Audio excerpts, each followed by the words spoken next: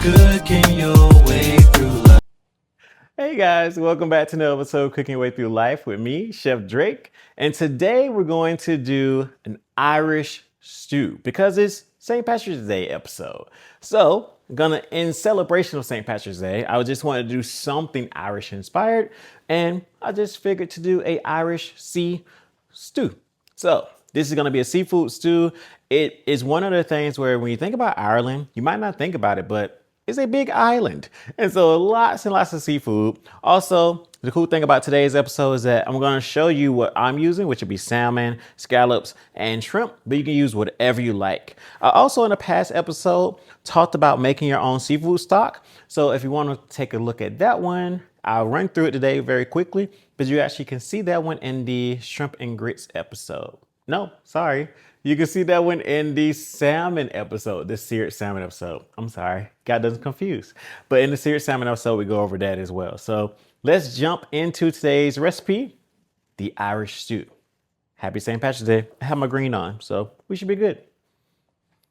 So before we jump into the big bulk of it, because this is a soup, so we're going to be building all the flavors layer by layer. I say this every single time. The more I say it, the more you will remember it. But one thing I do want to point out is before I do that, and before I move everything over to the stovetop, I want to put some of my seafood seasoning of your choice, on my seafood because I kind of want to get a little marination going. Not too much, but something, just a little time for the seafood to actually really get some of that seafood seasoning in.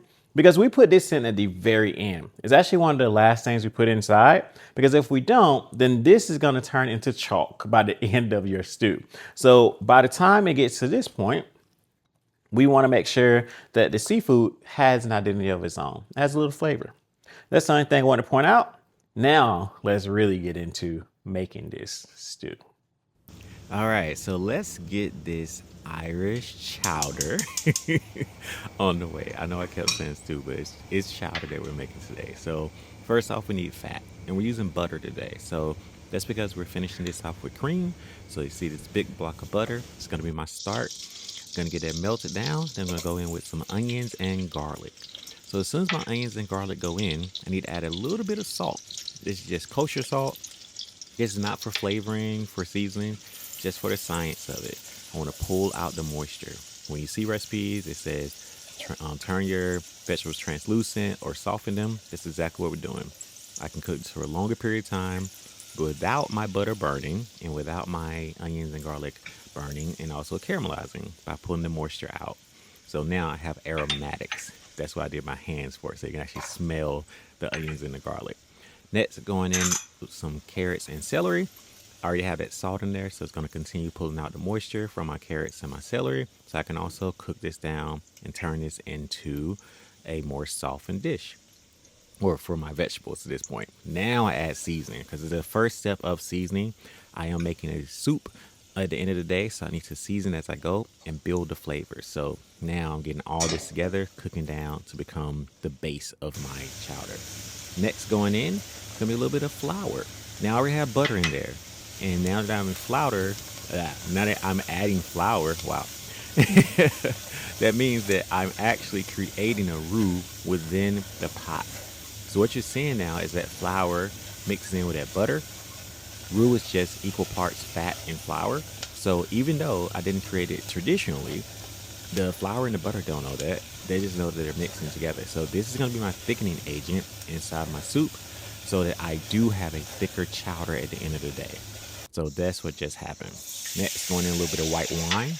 This is going to break through everything I just did, bring a little bit more flavor to it, but it's also going to make you see how it gets a little thicker? It's going to make that flour and that butter kind of react a little bit more. So it kind of gives you a little bit more moisture. So you're going to cook that wine through and then make sure that this still becomes my thickening agent. One of the things in my seafood chowder that takes a little longer will be my potatoes. So I want to get these in now. I also like to get my potatoes in early because I want them to get some of the flavor from the garlic and the onions and the carrots and the celery and everything else. And now my seafood stock. Now with the seafood stock, I just created this from earlier. So if you've been watching along, I made seafood stock way earlier in earlier videos, and you can always keep that, but you can buy it as well. But homemade seafood stock just really is the easiest thing to have because you already have shrimp. If you already have crab and lobster, all those things, just take the shells and everything, just create your own stock and leftover fish too. So this is the full base. Now I added in stock, I added in liquid. I need to re-season, season.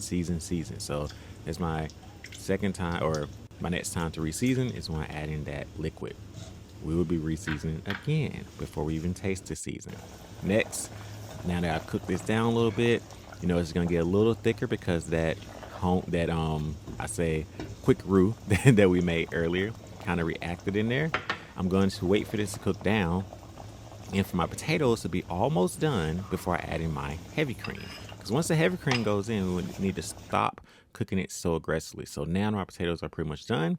I added my heavy cream, and this is going to change everything. So it's going to go from a broth-based soup or a stock-based soup to now the chowder that's going to be pretty much creamy, and most of it will look as if I just been using cream the whole time. But you know that I did half and half, or a little bit more to one to the other. Of course, next time to season. And that's really important now because once you add that heavy cream in, remember that will coat your palate. So it's going to tone down any season that you did before now. So adding that seasoning again now for sure. Last but not least, now that everything is where I need to be, seafood goes in dead last. All the seafood that you want to use, because it will not take long to cook. And if I add it in earlier than now, then some stuff is going to be very dried out and chalky and not so pleasant. And it will not give me the flavor that I want. So this goes in right before I take it off the heat. Okay, guys, welcome back. We are done with our seafood chowder.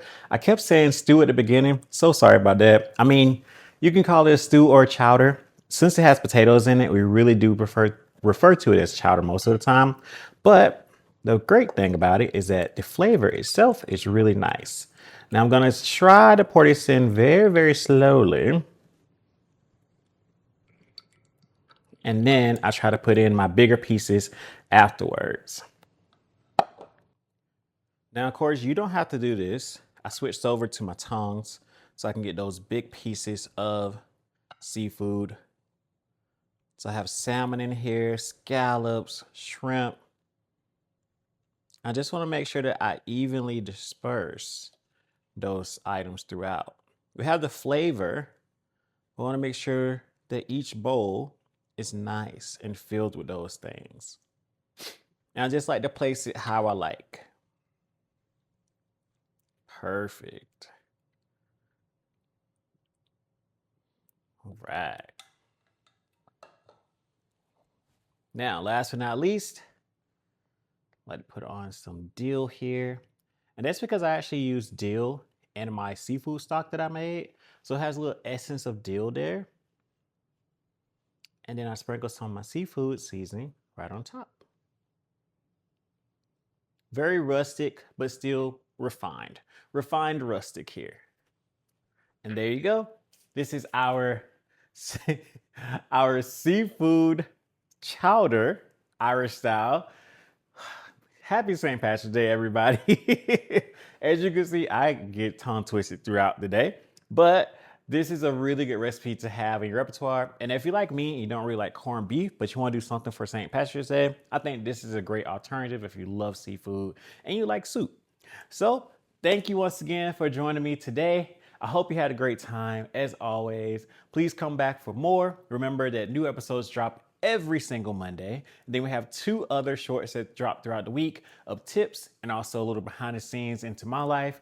And the podcast, Cooking Way Through Life, same name, drops every Thursday. So you can get the Cooking Way Through Life TV show, Cooking Way Through Life podcast, and the Cooking Way Through Life cookbook on Amazon and BarnesandNoble.com. Remember to like, subscribe, comment, post, do all the things. Thank you so much. See you next time. Cooking your way through life. Cooking your Thank you for watching today's episode. I hope you enjoyed it and maybe even learned something. You know what to do next. Please hit those like, share, and subscribe buttons below and have a great day.